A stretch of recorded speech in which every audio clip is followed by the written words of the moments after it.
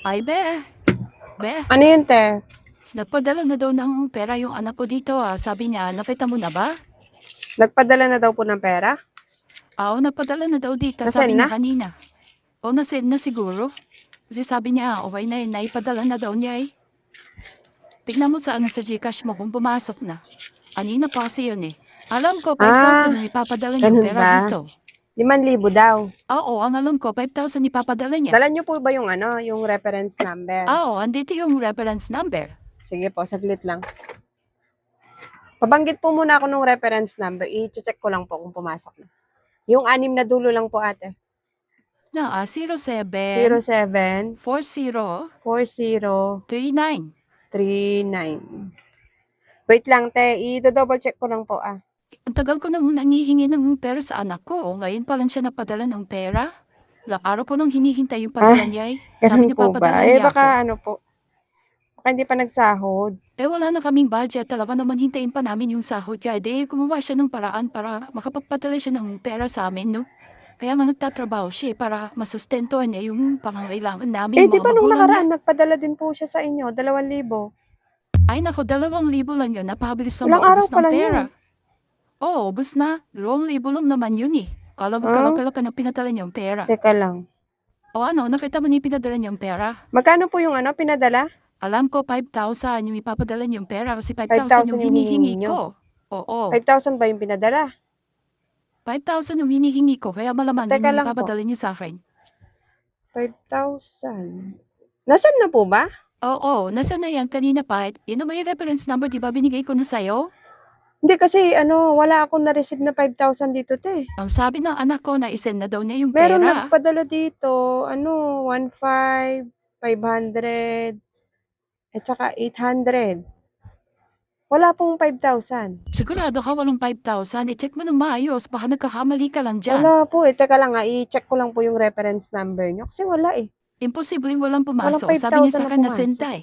5,000 yung hinihingi kong pera sa kanya, Check ko kaya check 5,000 ko tong sigurado 1,500. ipapadala niyo yung pera dito. Ay, hindi ito. Iba yung reference number. 800. Hindi rin. Iba yung reference number. 500.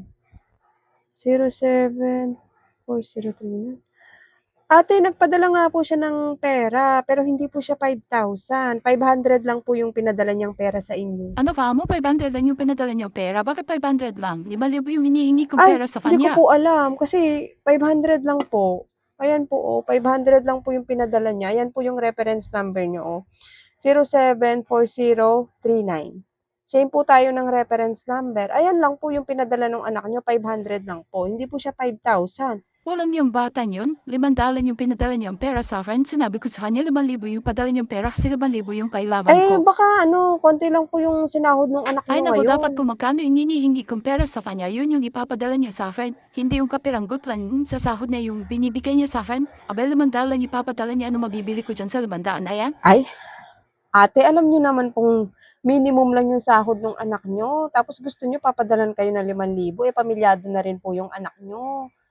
Wag na po kayo umasa na kaya niya pang magbigay sa inyo ng ganun kalaki. Kasi may anak na rin po yun. Nagagatas pa yung anak niya. Kaya ko nga siya pinagtrabaho para mabuhay niya kami mga pamilya niya. Hindi yung para pabayaan niya lang kami porket nagkatrabaho na yung anak na lang niya Ate, okay na iniisip po niya. yan. At least nagpadala po sa inyo ng pera yung anak nyo. Nung nakaraan, nagpadala din po siya sa inyo, 2,000. Ilang araw pa lang po yun. Siyempre, kahit nagsahod na marami din po sigurong gastusin yung anak nyo, kaya hindi niya maibigay sa inyo yung 5,000 na hinihingi nyo. Bakit siya lang yung pinadala niyang pera sa akin 500 lang? Alam naman niya na 5,000 yung kailangan kong pera, 500 na ipapadala niyang pera dito. Ay ate, hindi ko po alam kasi ito lang po yung natanggap ko, 500 pesos lang. Hindi naman po pwedeng nagkamali ako ng natanggap. 5,000 yung hinihingi nyo, yung sinend sa akin, 500 lang. Alangan naman magbibigay ako ng 5,000 kung 500 lang yung na-receive ko. Kausapin nyo na lang yung anak nyo. Wisit na bata yun. Alam naman niya nag-resign na ako sa trabaho kasi nagtatrabaho na siya tapos balde lang ipapadala niyang pera sa akin. Aabot pa to. Kaya nyo naman pong magtrabaho pa. Bakit hindi kayo magtrabaho?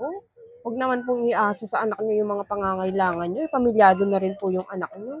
Papirma na lang po sa dulo. Kaya nga siya nagtrabaho para siya na yung bubuhay sa pamilya namin tapos ganito lang ipapadala niyang pera sa akin. Ewan ko sa inyo nan. Kahirap ng kausap. Bali, 490 na lang po yung 10 piso charge. O tignan mo, mababawasan to pala ng 10 piso yung pinadala niyang pera sa akin. Walang kwenta talaga yung batang yun. Naku te, dapat nga magpasalamat kayo kahit papano. Nakakapagpadala pa po sa inyo ng pera yung anak nyo. Biruin mo, magkano lang sahod niya, minimum lang. Nangungupahan, may anak pang maliit. Kailan lang nagpadala ng 2,000, ngayon 500 na naman, tapos nangihingi kayo sa kanya 5,000 eh. May hiraman siya magbigay sa inyo, magkano lang sahod ng anak niyo eh. Ay dapat gumawa siya ng paraan kasi obligasyon niya aming mga magulang niya. Ito po yung cash out niya tay. Ay Diyos ko, ano kaya mabibili ko sa pera 490 na po to? yan. 490 na lang yung pera pinadala niya. Di man lang niya dinagdagan sa ginawa man lang niya ng 3,000 nung may mabili Sige po, ako. salamat po. Sige, salamat. Ano naman yung sinabi? Pinadala na nga ng pera ng anak, nagre-reklamo pa. Minimum na nga lang yung sahod ng anak niya, nangihingi pa 5,000. Hindi mo lang iniisip yung anak niya. Magkano lang kinikita eh.